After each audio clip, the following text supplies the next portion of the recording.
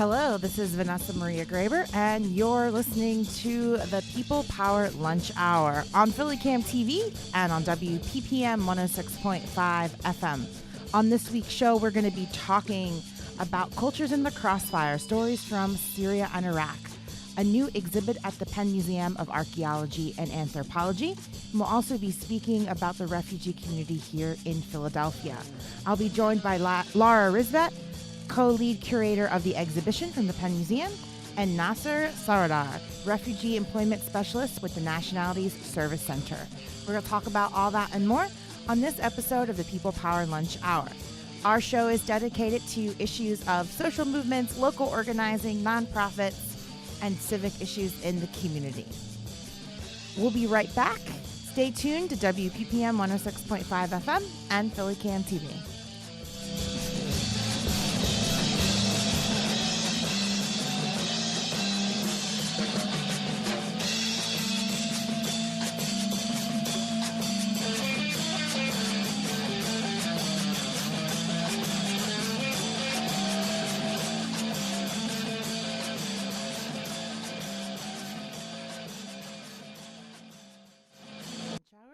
I'm your host, Vanessa Maria Graber, and today we are going to be talking about a powerful new exhibit at the Penn Museum of Archaeology and Anthropology here in Philadelphia. It's called Cultures in the Crossfire, Stories from Syria and Iraq.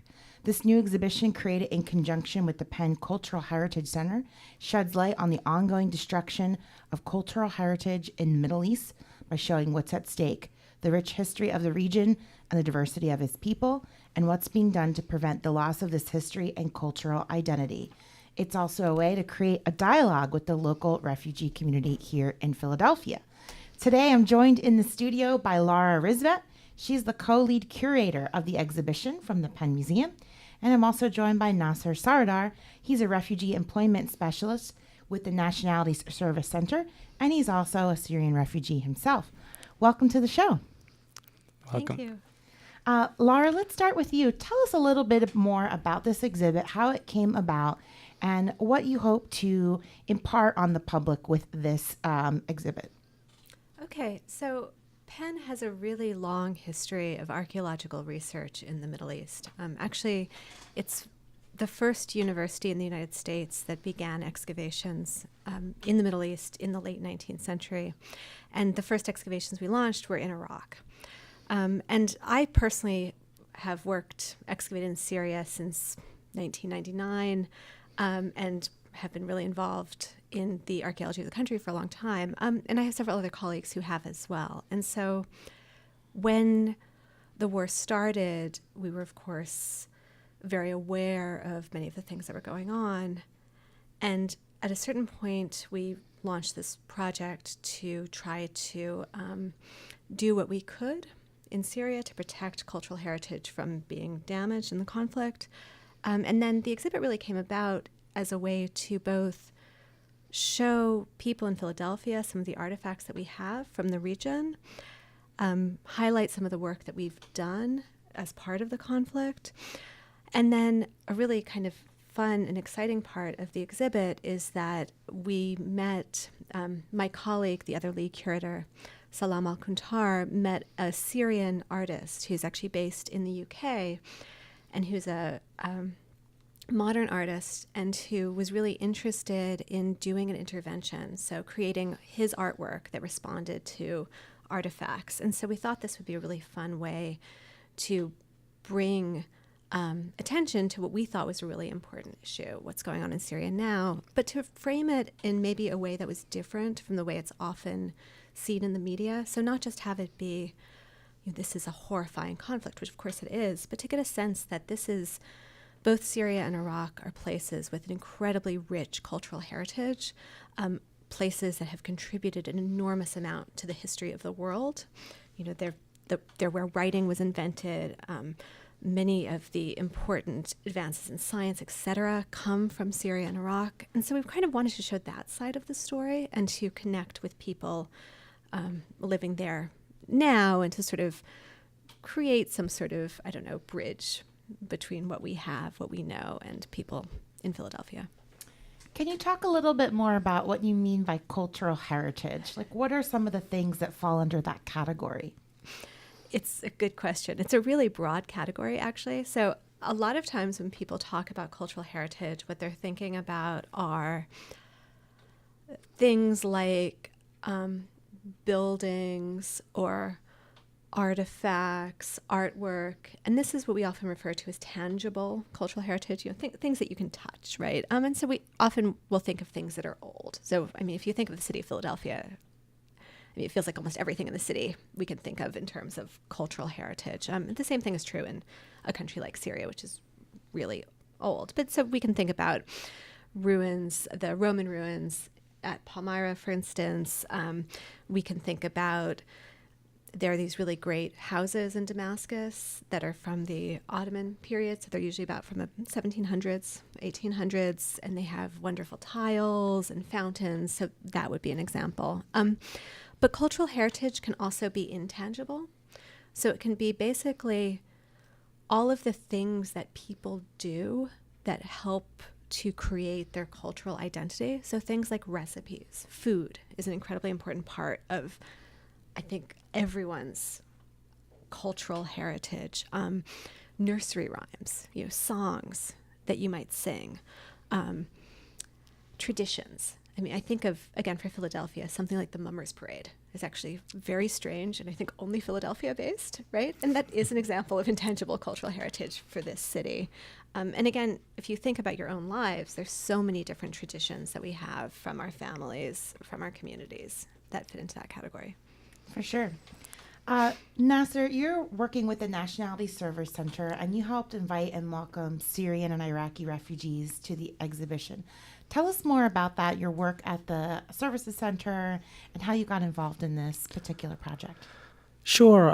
Talking first about the Nationalities Service Center, it's a nonprofit organization that provides comprehensive social services to refugees that arrive in Philadelphia, and the services cover housing, picking them up from the airport, to giving them English classes, to hooking them up with the best medical and health benefits.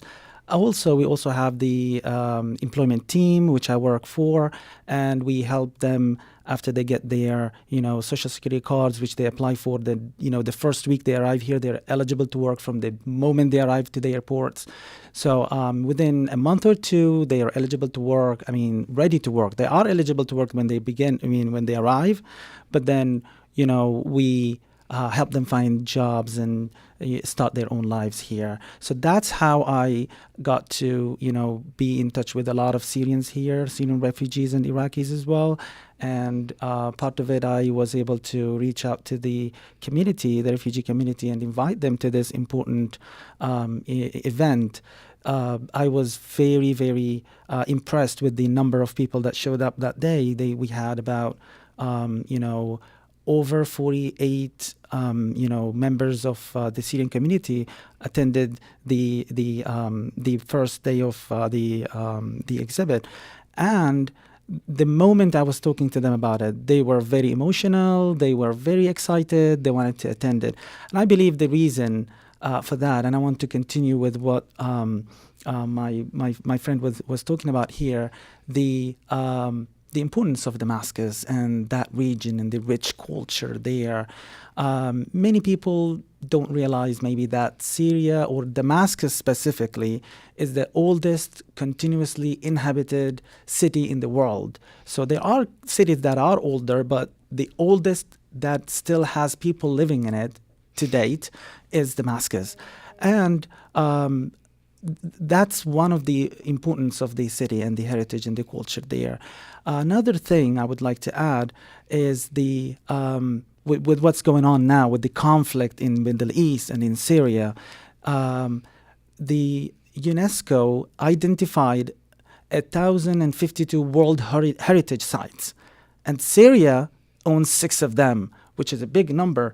And the 6 of these World Heritage Sites are either severely damaged or completely destroyed. And this is alarming, to hear that a World Heritage site is destroyed, I believe, there should have been something done very strongly. People should, and I mean, strong countries should have been involved.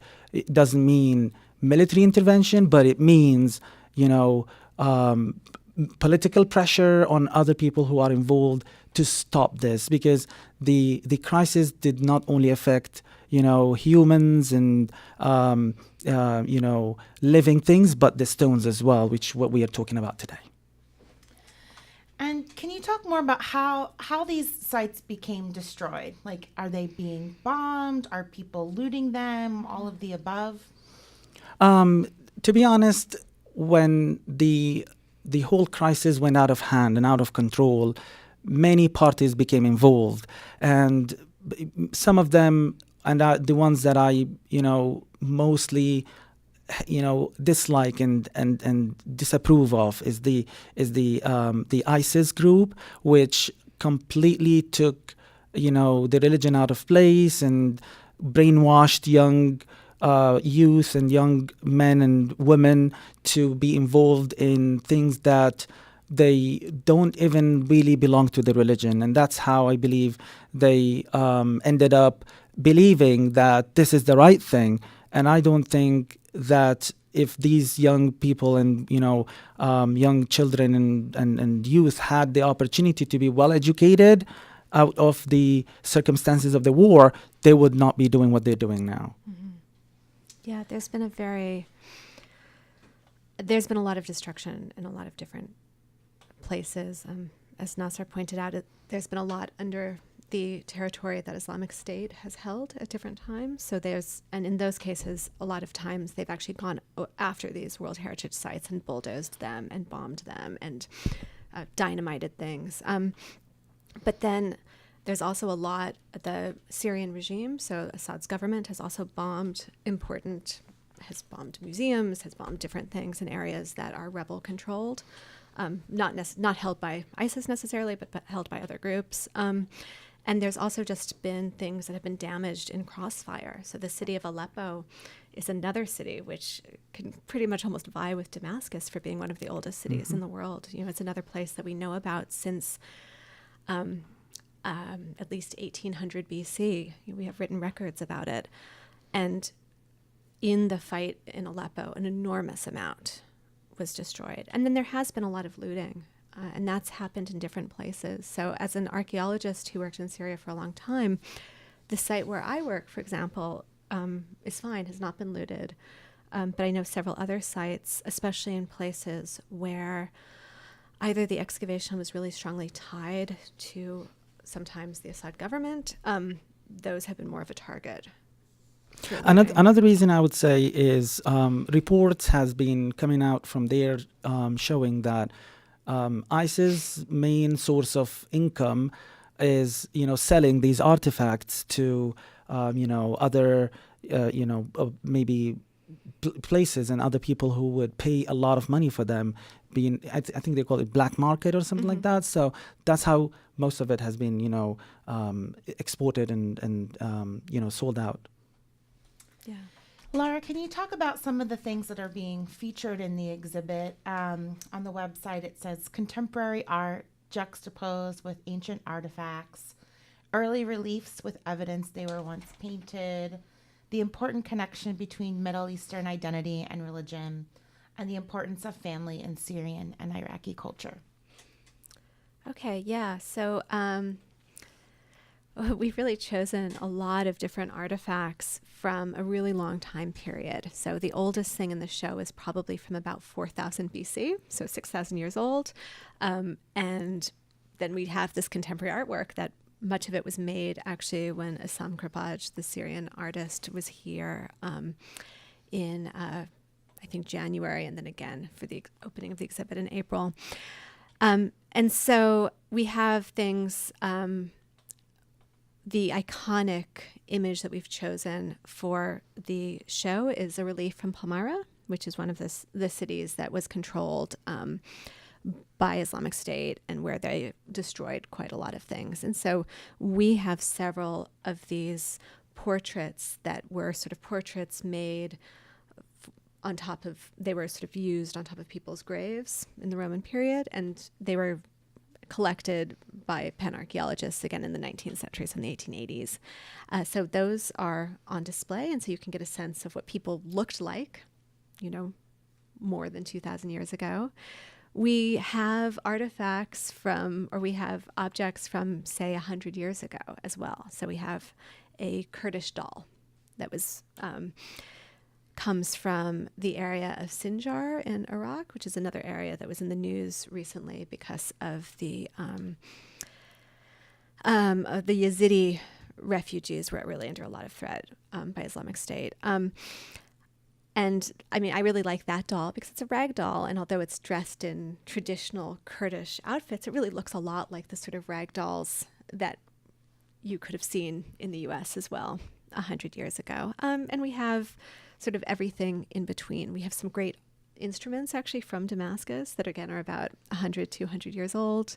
And we have some things, some things that are very much daily life like that. We did want to have this sense of toys, like family life with instruments, with dolls, with toys in general. And then also a sense of this important intellectual community. So we have a series of manuscripts, medieval manuscripts, that we actually borrowed from the Penn Library that are on display. And they're all really amazing because they're all, 800, 900 years old. And they represent things like a translation of Euclid. So Euclid's geometry into Arabic, which is basically how people in Europe and the US now know about Euclid, because so many important works of Greek philosophy, of science, of mathematics were translated into Arabic and then retranslated. And that's sort of what starts the Renaissance in Europe. And so that was one story that I was really excited to highlight, actually because I didn't know that much about it going in. And so I was able to read a lot and learn a lot about this really important chapter. My favorite artifact there was the scripture of the Old Testament. Was it rewritten, Laura? Yeah, the Torah scroll. Yes. It's amazing. Yeah. Yes. And it takes you back to the idea and the notion that, most religions and Christianity was born in that region. And to take you back that old, it was amazing to see that.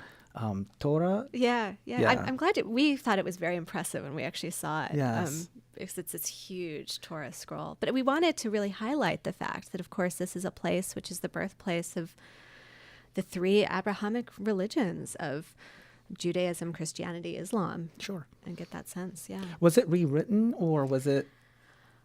So that scroll is from Iraq, Okay. which is why it survives so well, because it's Okay. from really southern Iraq, Yeah. so a very dry spot, much drier than Damascus. Yeah. And it's a few hundred years old. It's not Okay. so old. It was rewritten. But it few is years rewritten. ago. Yeah, Okay. yeah. And has this been like a worldwide movement to save the artifacts? Do you often work with archaeologists from other universities and museums? Oh, yeah. So what the Penn Cultural Heritage Center has done really is much more enabling Syrian archaeologists to do things there. But absolutely, colleagues from the Middle East, from Europe, from everywhere are really concerned with the situation. But honestly, much of what we've done, it's been very hard for people working in Syria and trying to protect cultural heritage because of the ongoing conflict. And so most actions by sort of government or NGOs have focused on areas still controlled by the Assad regime, by the Syrian government. What we sort of wanted to do early on was work in areas that were controlled not by ISIS, but not by the Assad government. So these areas controlled by different rebel groups in Syria. And we wanted to do that because just no one was being able to do anything. And also because, we have Syrian colleagues who are there and who are archaeologists and wanted to be able to protect what was what was there. And so I think what has been really nice about the Penn Cultural Heritage Center is a lot of it is very sort of small community-based support for projects. So it's a lot of people saying like, hey, look, you know, we used to work at this museum. It's a museum with mosaics that are built into the walls and the floors. We're worried about what will happen if it's bombed. You know, what do you suggest? And then we've really tried to build up a large community of experts who've dealt with conflict situations before. So we have people working for the Smithsonian, for example, and who can talk to these museum professionals in Syria and go like, okay, well, in the past, for example, in World War II, one of the things that helped to save things like mosaics was sandbagging.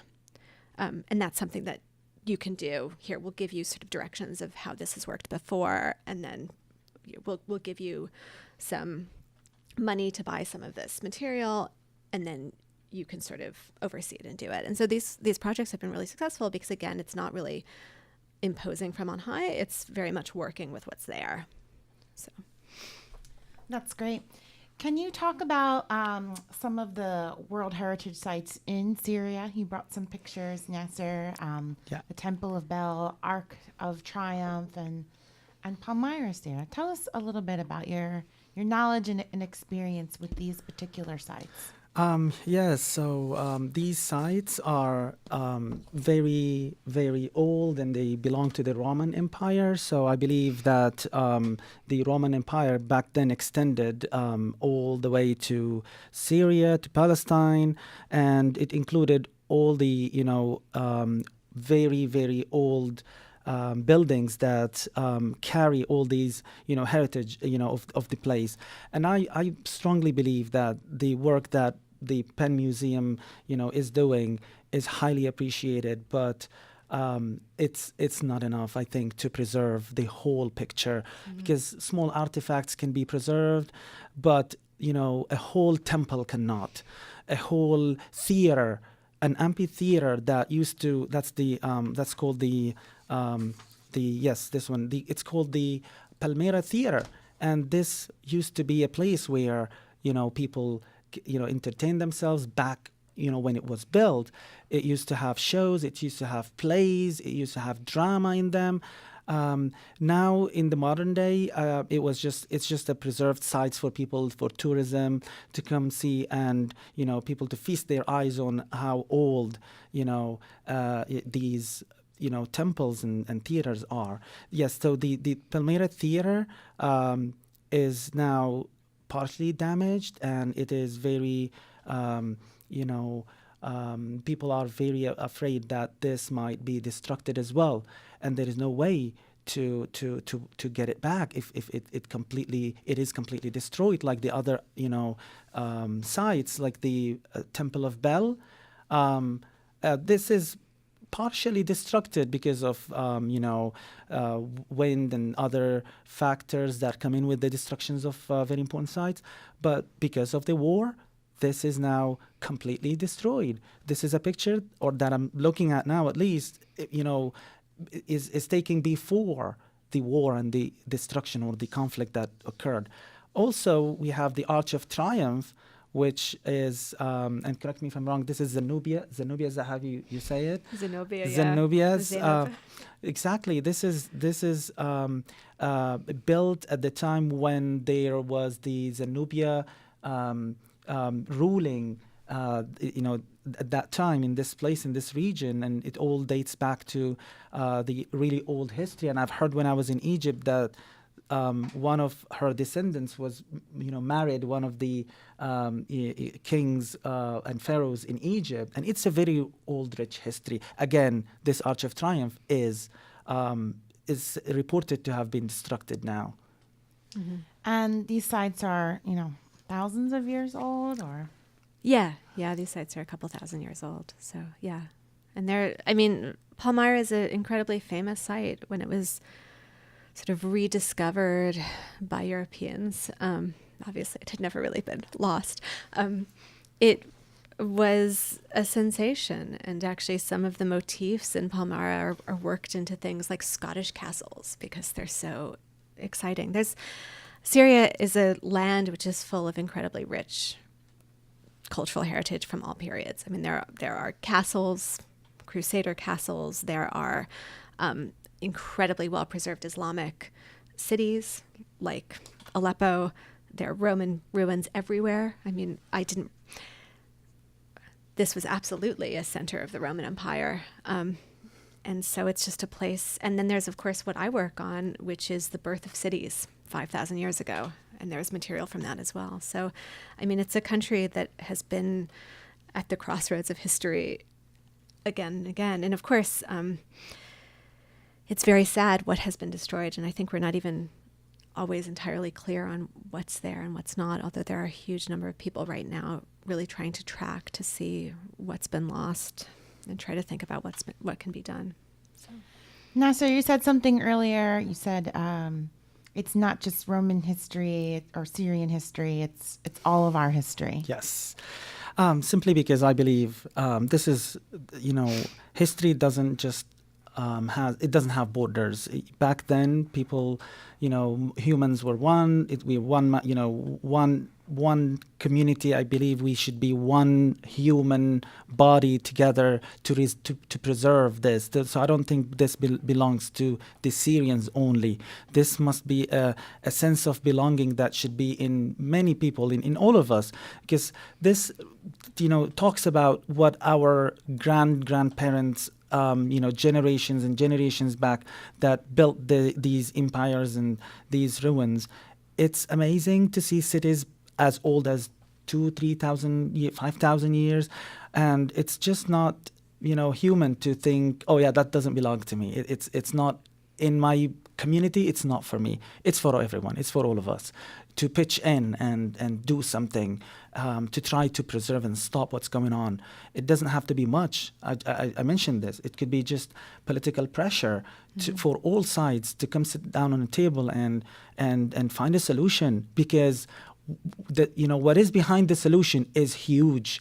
It's not just human lives, which is extremely important, but the history. How can you bring that back if it's lost, if it's sold out, if it's looted? So I'm very emotional about this. I feel very strongly about this. There is something that should be done. I'm happy Penn Museum is bringing this up, because with the normal daily lives, here in Philadelphia and other places, we don't think about what's happening to extremely important things. It's not just a stone. It's not just something old. It's a whole city built, a whole castle built long time ago. It doesn't mean anything to me. It's okay if it's lost. I don't think it is. Something should be done. If you're just tuning in, you're listening to the People Power Lunch Hour, and I'm Vanessa Maria Graber, and I've been talking with Lauren Ristvet, who's the co-lead curator of the Penn Museum exhibition, Cultures in the Crossfire: Stories from Syria and Iraq. And I've also been speaking with Nasr Saradar, refugee employment specialist with the Nationalities Service Center. We're going to take a quick break, and when we come back, we'll talk more about the exhibit at the Penn Museum of Archaeology and Anthropology, and more on the Syrian refugee community here in Philadelphia. You're listening to WPPM 106.5 FM.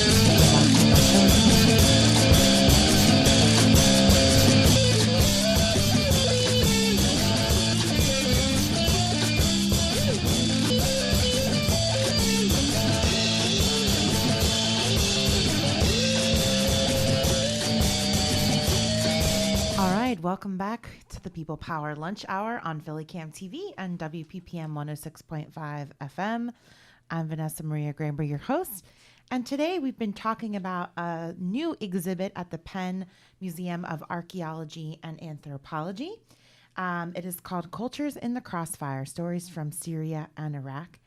And this new exhibition was created in conjunction with the Penn Cultural Heritage Center and sheds light on the ongoing destruction and cultural heritage in the Middle East by showing a lot of the artifacts and starting a conversation with the refugee community.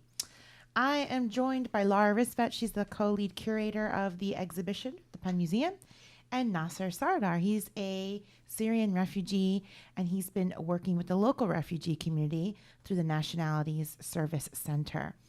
Welcome back to the show. Nasr, I want to ask you a little bit about your own journey coming to the United States and, living abroad in different countries. Can you tell our listeners a little bit about how did you come to reside in Philadelphia?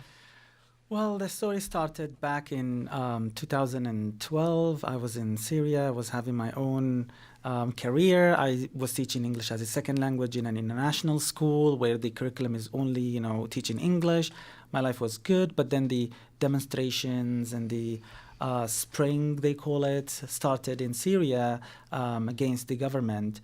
So things escalated, and our home was hit by multiple bombs and airplanes which were targeting rebels.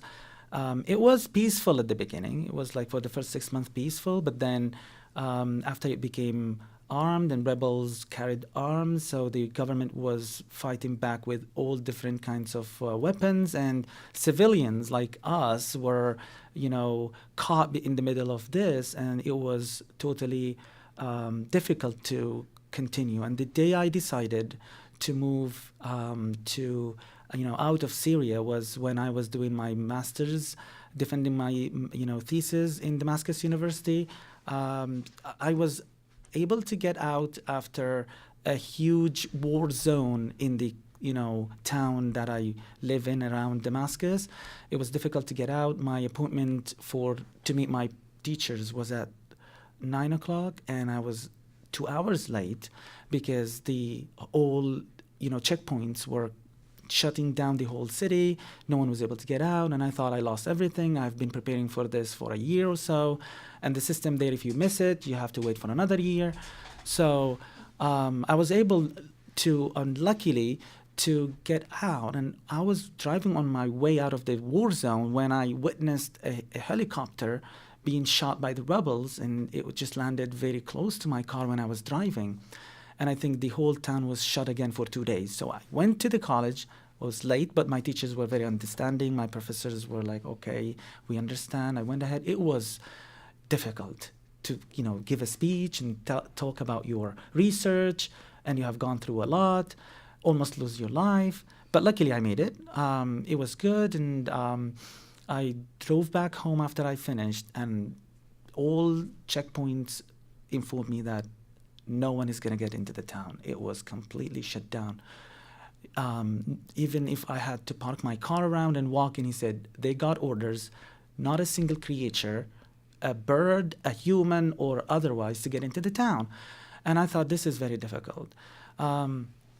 I had some conversations with my friends back in Iowa, because I was educated in Iowa in 2005. I told you this under air, a while ago. But so they convinced me. They're like, Nasr, you are well educated. You shouldn't be there. You shouldn't be stuck. And I was like, no, I have to stay here. This is what's happening to my country.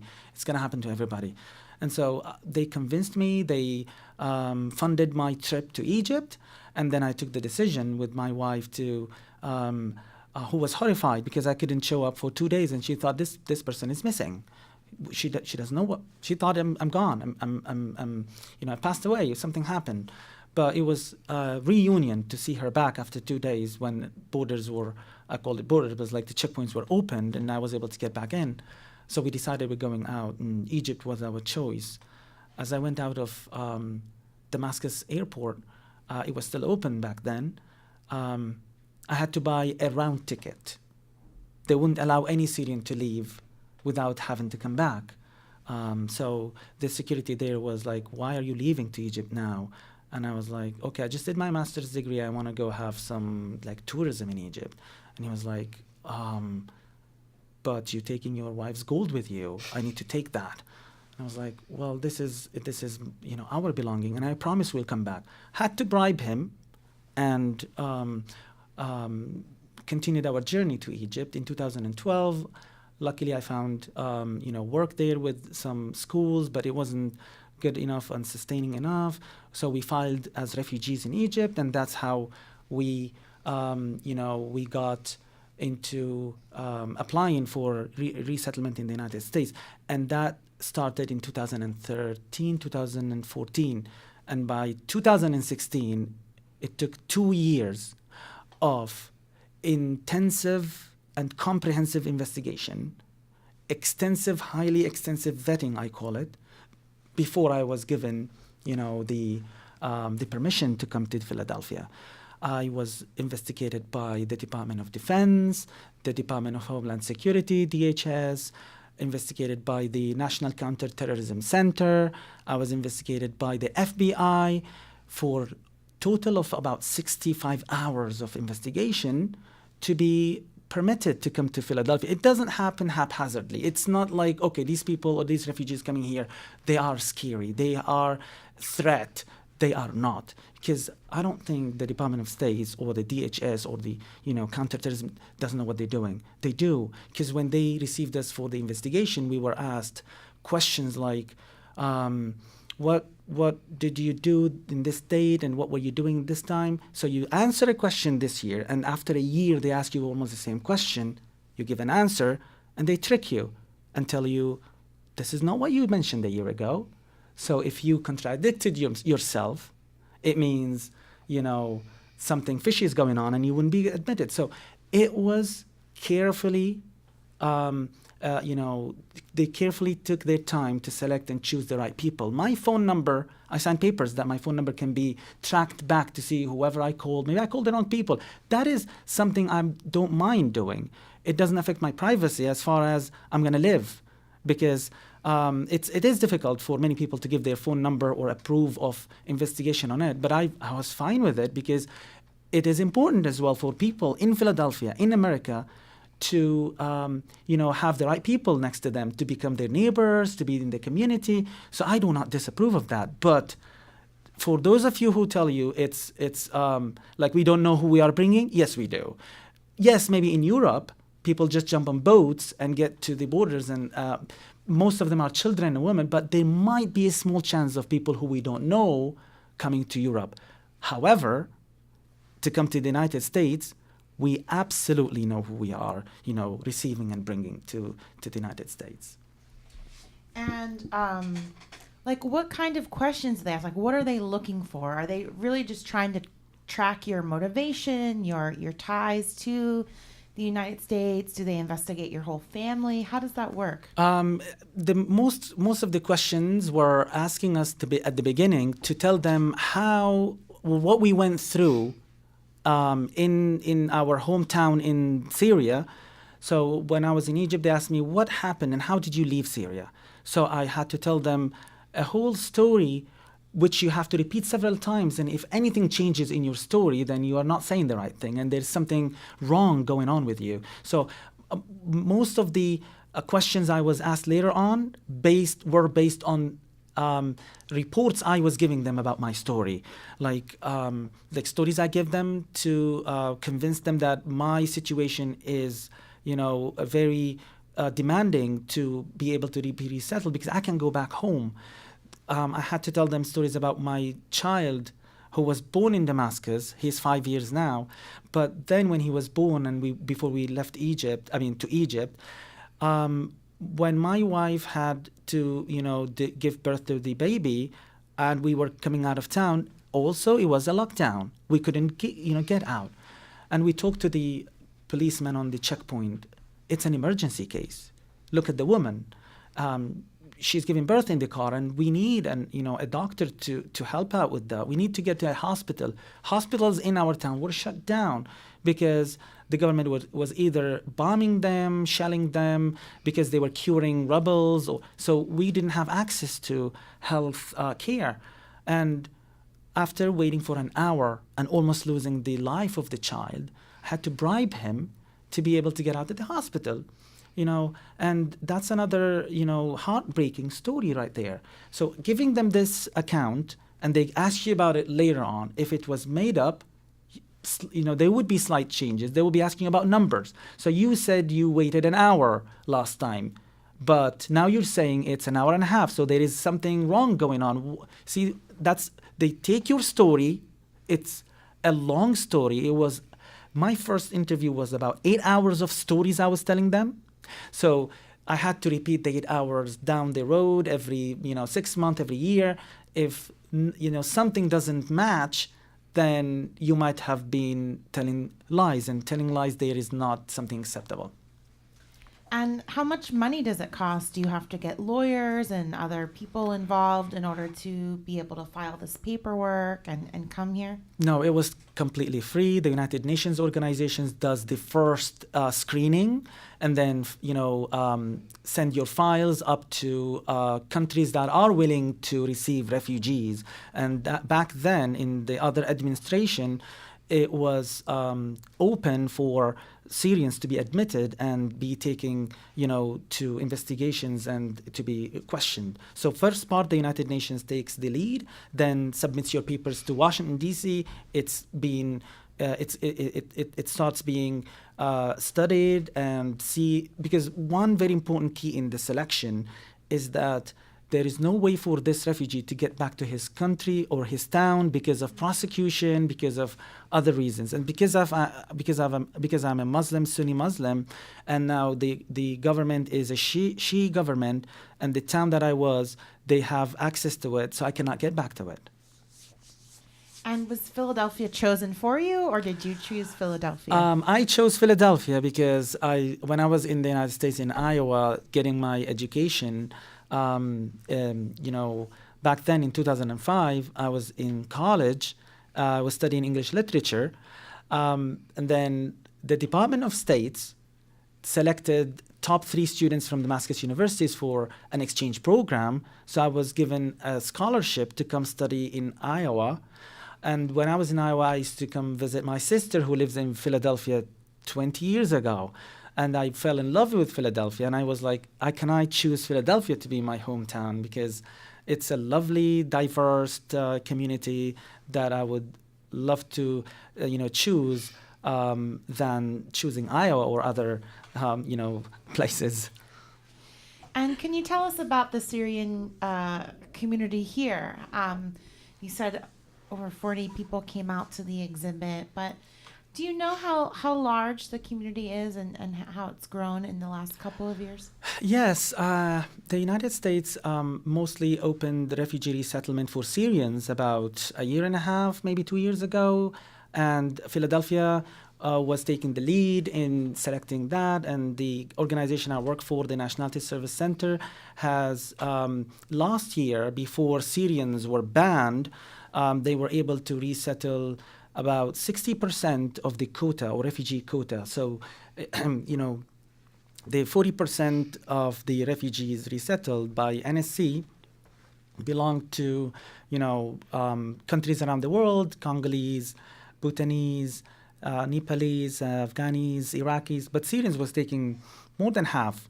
And the number of Syrian refugees that were resettled since then, I believe, is about maybe somewhere between 200 and 400 family members in just the past year, and that's a big number. Syrians are lucky to be here, and I believe the experiences that Syrians bring with them is another, topic we can talk about. Mm-hmm. And Lara, have you heard similar stories throughout your work, through this exhibit and beforehand, these refugee stories? Sure, of course, and ahlan wa sahlan to Philadelphia. Thank you. 200 to 400 refugees is obviously, it's wonderful that people are being resettled here, but it's clearly an incredibly small number compared Absolutely. to the number of people who are displaced, who have had to flee Syria. And then, of course, there's also a really large number of internally displaced people within Syria, people who have had to flee from their villages and towns and go to other places.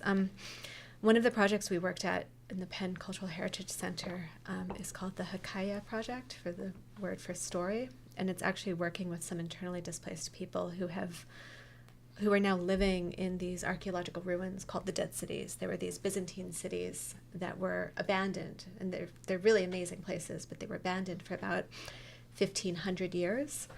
But they're incredibly well preserved. So many of them, it seems like they were maybe abandoned 10 years ago. So, walls are still high. Some structures have roofs on them or can be easily roofed. And so when there was a lot of fighting in the northern part of the country, many people wound up fleeing into these cities and sort of making them into cities again, these archaeological sites. And so one of the projects we did was working with children in the cities and doing various projects with them to teach them about the archaeology of the place they're now living in. And they can do they did things like learned how to put together pottery, broken pottery that they'd find. They learned what excavation was, but they also then would there was an English language program as well as part of this, and they'd also come up with their own stories about the stories that they felt about this old church that had become a new school, and so. But yes, of course, it's extremely hard to come to the U.S., and everyone knows this. It's not done haphazardly. Yes, I think the United States is taking 1 to 2% of the refugee resettlement. The number should be increased, not decreased. With this current administration, the number of refugees is planned to be decreased. And what I don't understand is that refugees have a lot of experience, a lot of expertise. They do not come here to live on benefits and to live on, charities. What many people don't understand is that when a refugee is resettled, they are here to build a new life, just like when any immigrant comes here, and that brings or contributes to the greatness of the United States. Why is the United States or America is number one almost, or in the top countries leading the world, simply because many immigrants came to the United States, started their own businesses, brought their own ideas, brought their own expertise. Apple, that we know, the founder, Bill Gates, right? Steve Jobs is descendant of a Syrian father, and he brought that here. It more opportunity. He was able, in a room of his home or somewhere in the basement, to start a whole, business that is a cutting-edge technology leading the world now. So.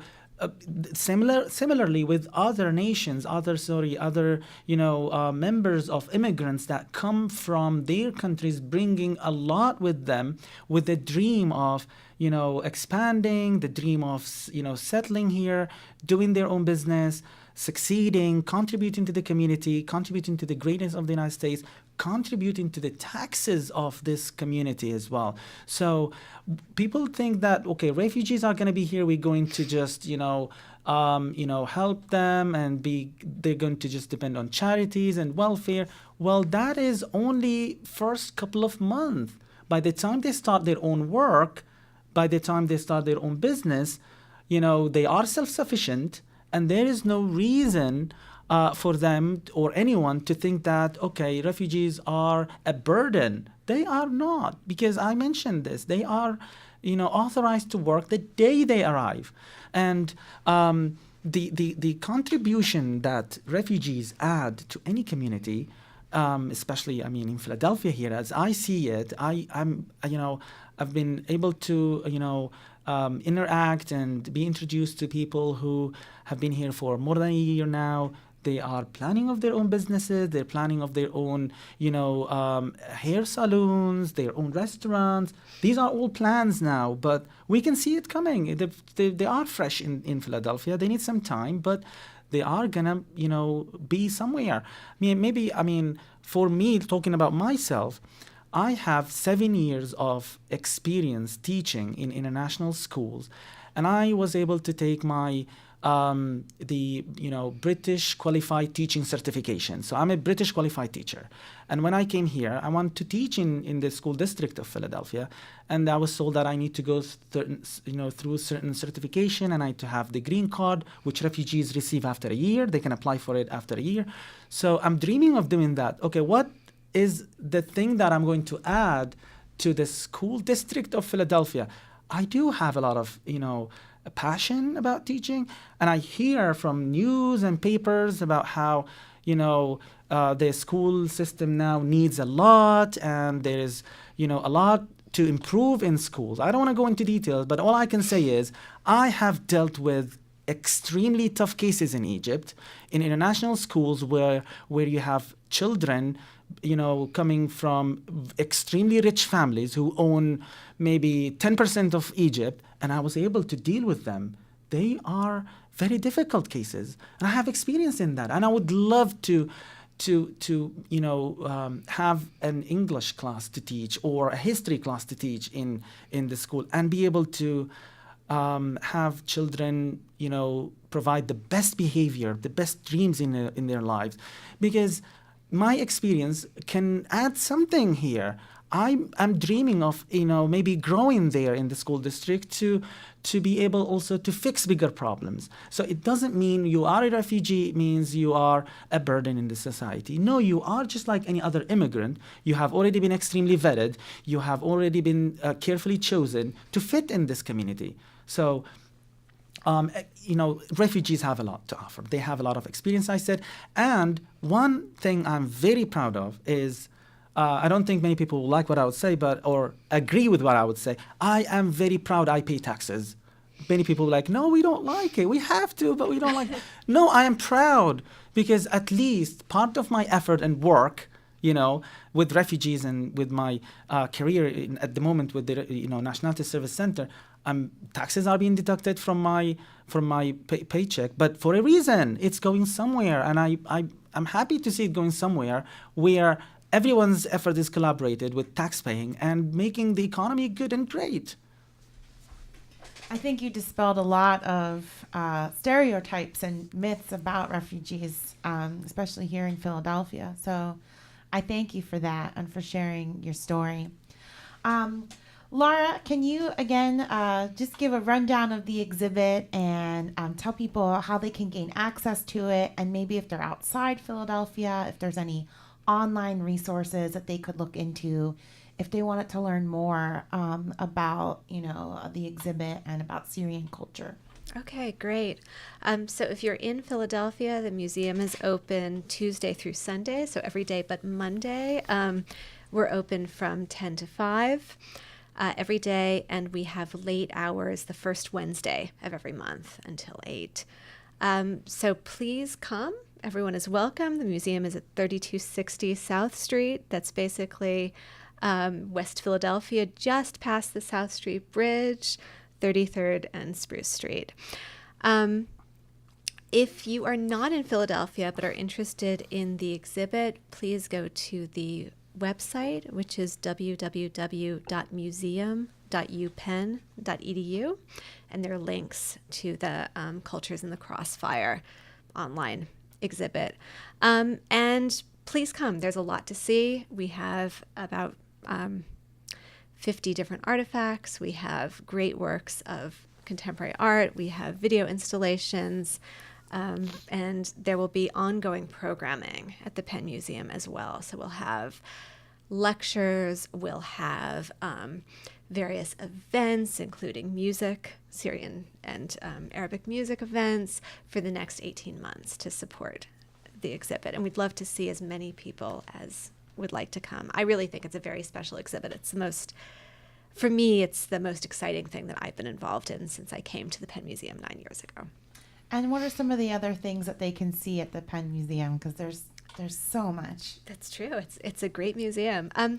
So we have an incredible Egyptian collection as well, which is something that I think a lot of people in Philadelphia know well. But we actually have, I think, the largest collection of Egyptian artifacts in the United States. We have more than the Met, more than the Boston Museum of Fine Arts. We have collections from all over the world. So a lot of our material from Africa, for example, was just on display at the PMA, the Philadelphia Museum of Art. We also have great collections from Mesoamerica. So I think it's a museum that I feel is very well visited by school children because we have a lot of programs to bring in 7th graders especially. But I'd love it if more people generally in the city would come and hang out. It's easy to get to, And it's just beautiful collection, and you could spend all day in there studying and reading and learning. And Nasr, I want you to deliver a message to other refugees out there, and maybe give you a chance to plug the Nationalities Service Center. Yeah, so a lot of the refugees that we work with, I want to add something besides what you said. The employment that we provide to them, I've been really impressed with a lot of skills that people we help find jobs. So like 2-3 months ago, we were able to help an Iraqi refugee who worked for a very famous channel back in Iraq, and they have headquarters here but in a different state. So he's working now with Al Hurra channel, starting his career. I'm just giving you examples of, skillful immigrants, refugees coming here to start their lives. Another example of an African refugee, and I think he's from Ghana. He is a web page programmer and app developer. And also, we were able to get him an internship, a paid internship with one of our partners at WebLink. He's working there developing applications. So there are a lot of successful stories. I have a Syrian refugee also got a part-time job with the school district of Philadelphia, working with parents as an interpreter for Arabic, and refugee community, which is something, very important that the school district is, taking this new language on board and providing these services. So the refugees that are here are, fighting their way. They are doing their best to succeed and, provide to the greatness. Again, I'm sure that more refugees have not been, able to see the exhibit. It's also another invitation from here maybe to them, if they have the time, if any other Arabic-speaking listeners who would, be interested. It's a very interesting and very lovely place. I've been there once. I'm planning to go another time. So, yes, pitch in and, pass by, go visit. It's going to be interesting. All right, we're going to end it there. I want to thank Lauren Ristvet. She's the co-lead curator of the exhibition at the Penn Museum, and Nasr Saradar. He's with the Nationalities Service Center. You've been listening and watching the People Power Lunch Hour on WPPM 106.5 FM and PhillyCam TV. We'll be back next week with an all-new episode. You can find this one and all of our episodes on phillycam.org. Thank you so much for listening.